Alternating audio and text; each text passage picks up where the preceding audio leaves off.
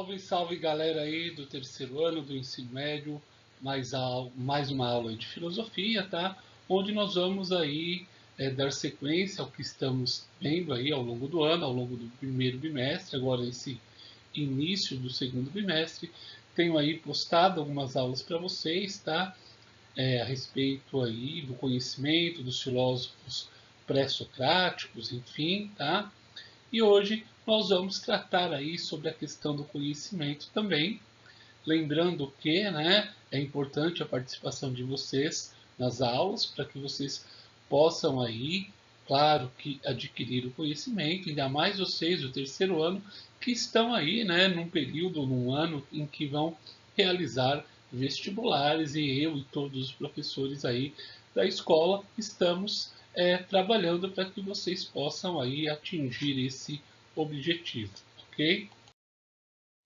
O material que eu utilizo com vocês aí da Escola Visconde de Mauá é o caderno do aluno São Paulo Faz Escola, ok? O caderno de terceiro ano, esse caderno amarelinho aqui, e nós vamos tratar hoje aí da questão do conhecimento. Bom, na página 146 aí da apostila de vocês, vocês vão ter aí um texto falando da questão da importância do conhecimento.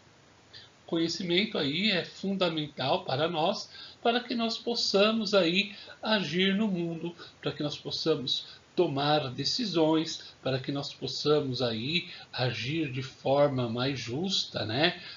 O conhecimento é a base e o fundamento da existência humana. Sem o conhecimento, nós não produziríamos nada daquilo que conhecemos, nada daquilo que utilizamos. O conhecimento, então, é fundamental para a nossa sobrevivência. E um dos maiores nomes da filosofia que vai discutir a questão do conhecimento e de sua importância é o filósofo grego Sócrates, tá? Sócrates foi aí o pai praticamente da filosofia ocidental, o pai da moral, um filósofo aí de grande importância, ok? Porque ele vai modificar a história da filosofia. Antes da filosofia socrática, como vocês têm acompanhado nas aulas, nós tivemos aí a filosofia, né, voltada pela busca da natureza, do conhecimento da natureza, a origem das coisas. Com Sócrates, o conhecimento filosófico, a busca do conhecimento, vai se modificar, tá? Sócrates seria esse marco da história da filosofia, porque ele vai mudar, como eu já disse a vocês em outras aulas, o objeto de estudo da filosofia, que passa a ser a questão humana. Tanto que a filosofia socrática também é denominada de filosofia antropológica, ou período antropológico, porque vai estudar a razão humana, vai estudar a lógica humana, vai estudar os seres humanos e todas as questões relacionadas ao estudo da humanidade, como ética, política, moral, justiça, verdade, enfim, arte, né, cultura. Com Sócrates, nós vamos ter aí esse processo de modificação, ok? Vamos então para o próximo slide, que vai tratar da morte de Sócrates, ok? Sócrates, este filósofo aí, né, da filosofia antiga, do século V a.C., ele vai trazer aí essa modificação. Sócrates, tá, era um sujeito que acreditava ter uma missão, que era buscar o conhecimento, né? Sócrates tem a famosa frase que eu sempre digo aos meus alunos, que só sei que nada sei, e quanto mais eu aprendo, mais eu descubro o quanto eu sou ignorante. Sócrates vai aí sair fazendo perguntas pelas ruas de Atenas para buscar este conhecimento. E toda vez que alguém busca o conhecer, né, ele pode, infelizmente, em determinadas situações, sofrer com as consequências. Sócrates interrogava figuras políticas importantes da cidade de Atenas, tá? Para mostrar a elas, de certa forma, tá? Com a maiêutica e com a ironia, que elas não sabiam o que afirmavam saber. Sócrates, por meio da ironia, tá? Queria mostrar que as pessoas não tinham conhecimento daquilo que afirmavam.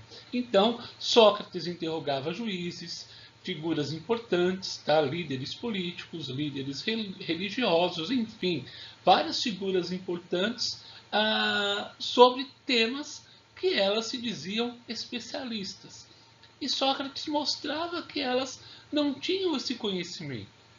E muitas pessoas acompanhavam essas práticas socráticas, né, essas ações de Sócrates, e isso acabava colocando essas pessoas numa situação de constrangimento, porque as pessoas viam que Sócrates demonstravam a elas que elas eram ignorantes a respeito de de seus afirmados conhecimentos ou de suas afirmadas especialidades. Então, Sócrates mostrou isso. E as pessoas, toda vez que têm o poder e são ali, de certa forma, desmascaradas por suas inabilidades, tá? Vão ser colocadas numa espécie de ridículo. E quando você desafia poderosos, Sócrates, logo, portanto, sofre com as consequências, tá? Vai sofrer aí com as consequências e vai ser preso com a condenação de corromper a juventude e de negar os deuses atenienses.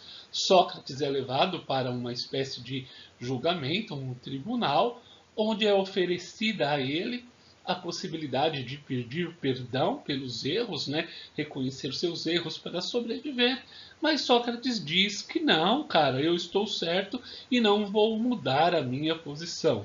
Na Apologia de Sócrates, que é o texto aqui trabalhado, um excerto do texto, né, um trecho do texto aqui trabalhado, Sócrates vai chegar a dizer que a única erro dele era mostrar a jovens e a velhos que o conhecimento era o maior dos bens que o homem poderia conquistar. Tá? Então, a busca do conhecimento aí é fundamental para nós mostrarmos às pessoas que existem o conhecimento além do que determinadas autoridades querem impor a nós, e por isso que o conhecimento é algo libertário e muitas figuras ainda hoje não querem que as pessoas conheçam porque vão perder o poder que exercem sobre outras. Seguindo, tá? Aí sobre a questão do conhecimento, nós vamos aí para a página 148 aí da nossa apostila, onde nós vamos tratar do homem como ser de natureza e de linguagem, ok? O que nos marca como animais da espécie humana. Então, a apostila aí vai oferecer a nós uma série de posicionamentos, ok? Vários autores trabalham com esta questão a respeito aí das habilidades humanas. Somos seres naturais, somos seres biológicos, tá, galera? Mas também somos seres culturais, ok? Eu gosto muito de um texto que está no livro que vocês têm aí, Fundamentos da Filosofia, do Gilberto Cotrim, tá? Onde ele vai falar aí sobre a diferença dos homens e dos animais, ok? Onde ele afirma no seu texto que os homens nascem aí prontos pelas mãos da natureza, porém não nascem prontos, né? Comparado em relação a outros animais, nós temos aí uma diversa quantidade de coisas negativas em relação aos animais, de inferioridades em relação aos animais, inferioridades corpóreas, inferioridades de nossa força física, né? Enfim, de proteção, de velocidade, tá? As tartarugas têm os cascos que a protegem, como diz no texto. Determinados animais, aves, têm uma visão muito superior à nossa. têm pelo que os protegem do frio, enfim, né? Mas nós, seres humanos, como seres que construímos ferramentas, como diria Benjamin Franklin, o Marx cita isso, né? Nos seus trabalhos, que o homem é um construtor de animais, de ferramentas, né? Um ser que constrói instrumentos, e esses instrumentos foram construídos por nós, que nos permitiu, tá? Construir coisas e permitiu nos fazermos coisas que outros animais não fazem. Nós somos seres livres, somos seres que, como eu sempre digo para vocês aí nessas videoaulas, que podemos escolher, temos a capacidade de escolher, mas também temos a potencialidade de darmos, como diria Marx, né, a capacidade de materializar as nossas ideias. Nós projetamos os bens e nós damos vida a esses bens, né? Isso é o trabalho que Marx vai dizer que diferencia os homens dos animais. Outros autores vão dizer que aí a linguagem, né, a forma como nós nos comunicamos é responsável sobre esta condição, porque nós anotamos as coisas, nós contamos as coisas que fazemos, né? Os homens conseguiram aí historizar, né? Historizar a sua história, a sua vida. Os homens têm uma história escrita, os homens têm uma história que é transmitida. Nós transmitimos conhecimento ao longo da nossa trajetória nesse mundo. Tem um livro muito bacana, né, dos Sapiens, né, que vai dizer isso da evolução da espécie humana aí, que é muito legal este livro aí. Eu esqueci o nome do autor agora, mas enfim, né, mostra essa evolução humana por meio da linguagem, dessa capacidade de contar histórias, de relatar as suas histórias e de desenvolver a linguagem, né? Nós somos seres que conseguimos aí ao longo da nossa história passar essa transmissão. Nós nos comunicamos com qualquer pessoa de qualquer parte do planeta, tendo aí a tradução. Hoje lá você tem o Google Tradutor que traduz e você consegue aí trocar ideia com qualquer pessoa que fale os idiomas mais diferentes que existem no mundo, né? Então o homem consegue essa comunicação, consegue esse intercâmbio por meio da linguagem. Isso é algo sensacional, né? Único, e isso vai nos diferenciar das demais espécies. Bom, aqui nós vamos ter, né, mais uma questão trabalhada. Vou pegar aqui a apostila para a gente, para eu poder ver melhor, que não estou enxergando aqui. Esse é o problema de ficar velho, né? Então, a nossa língua, ela é riquíssima nessa transformação, né? Então, os homens são capazes de, por meio da linguagem, criar várias coisas, né? Então, aqui diz, né, na página 149, a língua portuguesa é riquíssima, se faz presente nos processos criativos. Falar, escrever, pensar e poetizar são atos exemplares da relação entre pensamento, linguagem e língua. Então, a linguagem, gente, ela é toda transformadora. Ela vai nos levar, né, a esse processo do conhecer, esse processo de enriquecer e de transformação.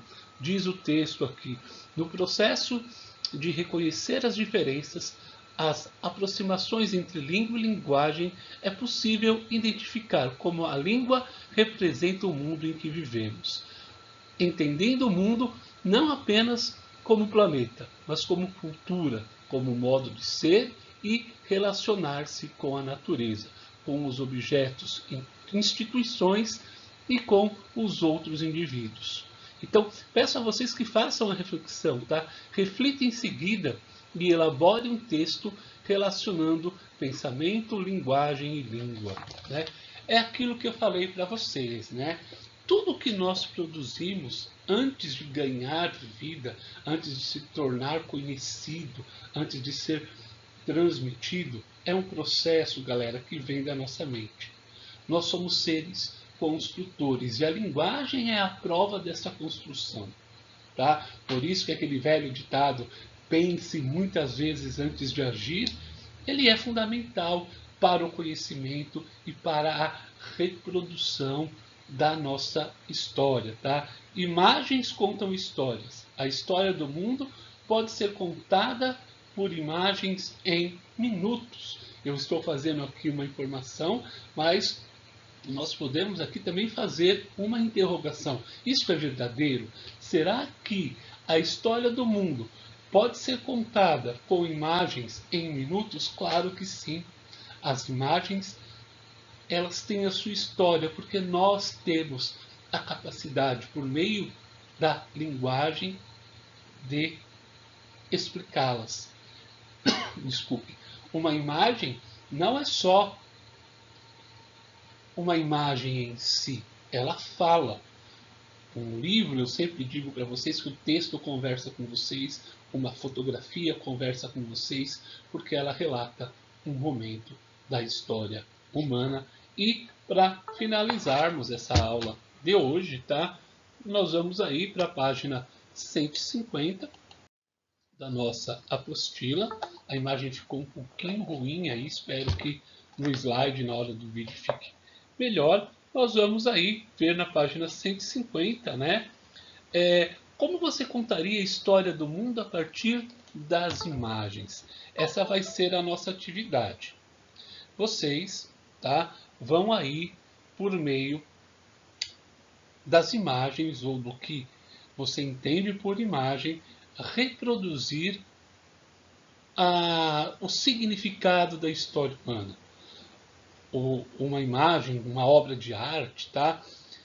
Como ela conta a narrativa da história humana. Você tem lá imagens, por exemplo, da Revolução Francesa, a imagem da independência do Brasil, a imagem do descobrimento do Brasil, ou enfim, uma série de outros eventos históricos que foram aí reproduzidos por meio de imagens, né? Qual a importância da imagem aí para as nossas vidas? Essa diferença aí em relação à nossa vida. Na aula passada, nos vídeos da semana passada, tá? Eu coloquei aí duas videoaulas já mais antigas a respeito do tema democracia e ditadura, sobre os diferentes posicionamentos, e isso é de fundamental importância, tá? É por meio das diferenças, por meio das lutas, por meio aí das questões políticas que nós vivemos, ou de toda a nossa história, né? Reconhecer as diferenças para que nós possamos construir aí um mundo melhor. Peço a vocês que acompanhem as aulas, tá, galera? Que participem, porque isso é importante para vocês, ok? Peço a vocês então que aí assistam a aula, compartilhem a aula com os colegas que não têm acesso, tá? Pedindo a vocês aí que se inscrevam no canal, deem joinha e deixem seus comentários. Um abraço a todos e até a nossa próxima videoaula.